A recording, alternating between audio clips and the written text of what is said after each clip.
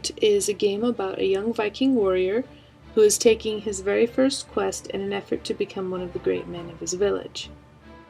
It's a hack-and-slash style game, but it's packed with a lot of mythology and history about the ancient Norse culture.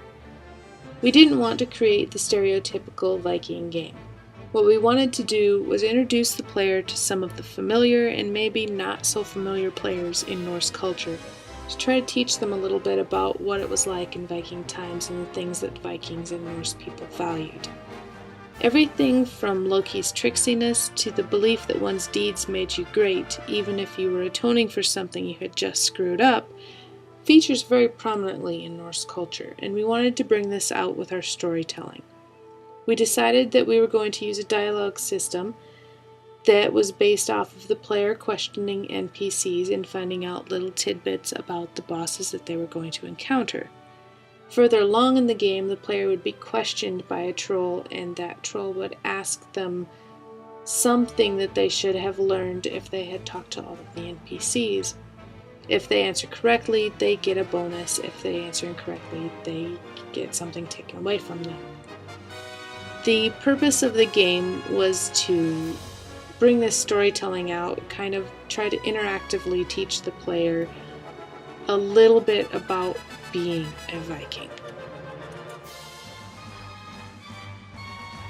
The cinematic sequences in Erik the Great were added as an incentive to help establish and retain player interest by using various forms of interactivity to create an immersive experience. While some of the sequences in the game were created to give players a glimpse of the game's environmental features, others were created from storyboard excerpts by using in-game character interactions during critical gameplay stages. The game's cinematic scenes were not introduced until a week prior to our beta release, simply because we were focused on completing the game's core features. The time became an enemy, and only with a few weeks left to complete the game, we jumped ship from scripting to focus on visual interactivity our game desperately needed. Fast forward 2 weeks later, a total of 15 cinematic sequences were added to the game. We replicated one of those sequences multiple times to fire off at the end of each boss fight, so that saved us some time. All of the other sequences in the game on average used at least 10 cameras, a dozen particle systems, and several sound cues with voiceover acting. The biggest challenge for us came when we had to incorporate our dialogue windows with some of these scenes. By default, the dialogue windows were scripted to change text only when the player pressed a key or mouse click. Each of these messages in Kismet is natively assigned a specific camera. So, when the matinee sequence with multiple cameras is tossed into the mix, everything that could go wrong actually did. Coming up with a solution to this was a bit time-consuming, yet we were able to come up with a resolution. By simulating player inputs within Kismet to fire off command console nodes with active delays attached to each one, the dialogue system and matinee sequences were finally able to coexist.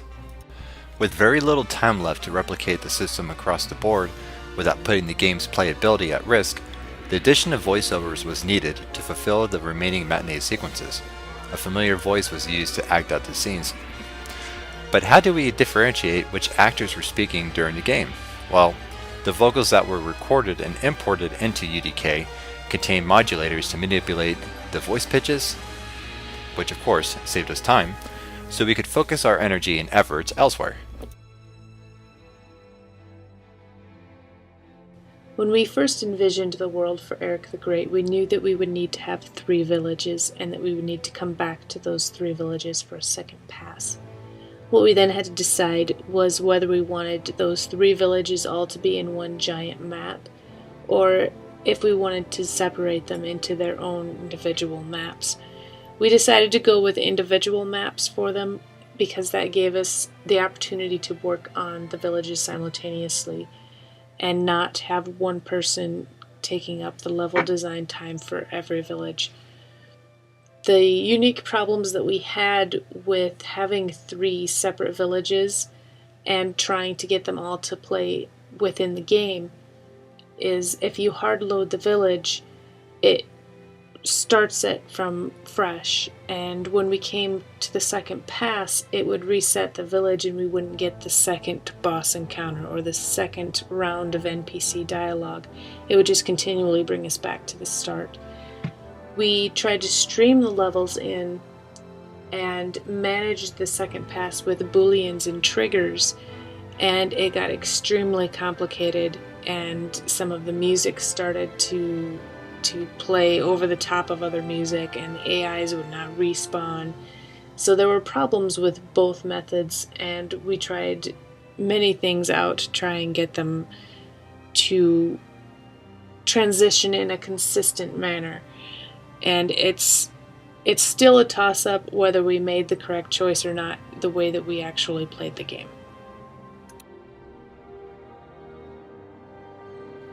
The heads-up display was an element of Erik the Great that was essential in the game to display health and stamina for Erik, as well as any enemy health the player needs to see. The HUD is located at the bottom of the screen, with large runes on each side of the character portrait. On the left side of the character portrait, we have Erik's health bar and stamina bar, which is easily visible for the player to see during the game. Underneath the bars, we have 3 slots where the stones are placed during the game as the player collects them. On the right side of the portrait, we have the enemy health bar displayed. Keeping the player and an enemy health bars in a central location for easy visibility during gameplay was an important feature. We as a team decided to keep the player focused on the action and not have the player's eyes wandering on the screen to check their health or enemy's health during combat. The center of the HUD is the live character portrait of Erik. This is a common live portrait you'll see in many MMOs on the market today. One of the things that went right with the HUD was our ability to figure out how to manipulate the images on the canvas. Once we had this figured out, many things started to fall into place quickly for the HUD. Placing the images for the runes, character portrait, and placing the health bars worked very well once the canvas was figured out. One thing that went wrong for us was implementing everything we wanted in the time frame we had and with our current knowledge level. We really wanted to implement a mini-map for the HUD, but the complexity was far greater than we thought it would be. Having researched further ahead into how difficult it would be to implement such a feature, before we listed this as something we could accomplish in time, would have saved us many hours we used on trying to create a mini-map.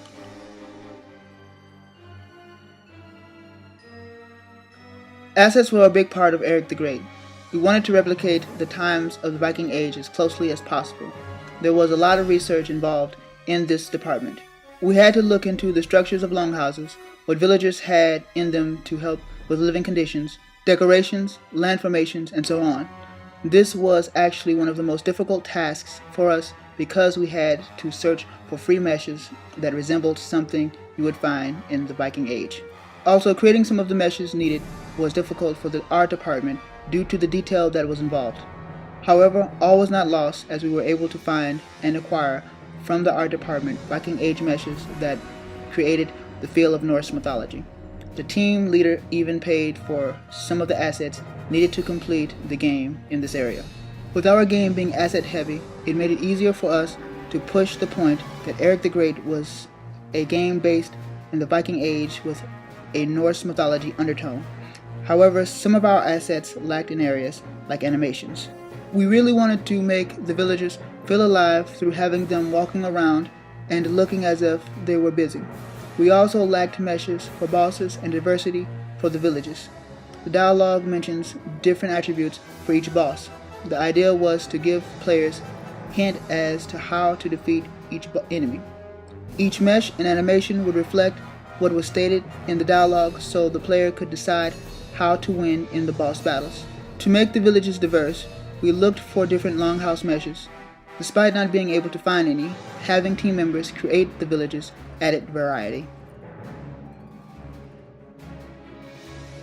One of the initial concepts we had for our dialogue system is we wanted it to be able to help guide the player through the game, but we also wanted it to be able to randomize the interaction. We didn't want the same thing to be presented over and over again. So with the dialogue system that we did end up incorporating into Erik the Great, it became very versatile. Not only was it used for dialogue, but it was used for our level transitions, our menu system. We even used it for credits. For the credits, we ended up putting in delays. For the dialogue, we ended up putting in switches, and that helped us achieve a random factor. At one point, I was looking at implementing an AI system which would actually work with the dialogue system so that it was completely automated and randomized. Before I found the switches, I was like, well, okay, I gotta figure out something to make this random. The work was done. I mean, it was passing the information it needed to pass. I had one small piece that I had to get passed, and I couldn't do it in a timely manner, so I gave up on that idea, and I just tried the switches, and it worked out beautifully. So that's what we ended up implementing for Final Project. Now, that doesn't mean that I won't go back after graduation and try and figure out how to beat this and make it work the way I would like to see it work. If we had had more time, I would have loved to have been able to implement a custom UI to it. As it is now, I was able to get it so that we could incorporate textures. We could dress it up a little bit, but it didn't truly meet the artistic goals that we had for the game. It does upset me somewhat, but it's fully functional. The thing I do like is that the settings are all in one node within Kismet rather than having to set it throughout all the messages and through all the choice nodes. It's in one clean node and that's it. That becomes easier to manage. But what becomes difficult is when you have conversation that can span, multiple choices or branch down multiple levels and so forth. That adds a lot of Kismet nodes, and it can get somewhat overwhelming if you're not careful. But overall, it's been a great system. Upon its inception, I had no idea that it was going to be so versatile and be used in so many different areas.